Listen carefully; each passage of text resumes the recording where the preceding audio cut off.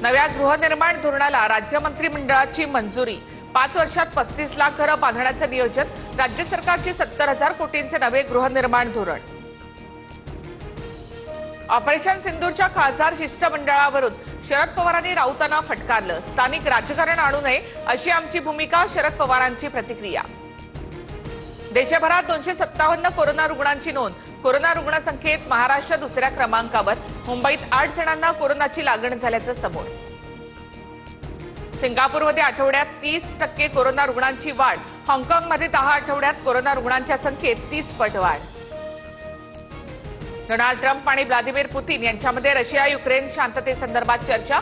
Russia Ukraine संदर्भात चर्चा झाल्याचा पुतीन यांचा दावा।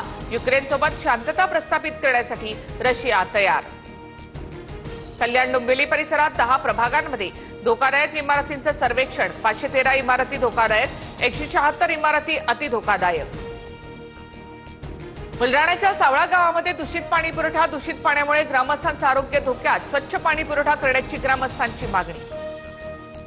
ज्येष्ठ खगोलशास्त्रज्ञ जयंत नारळीकर यांचं निधन। वयाच्या 86व्या वर्षी घेतला अखेरचा श्वास।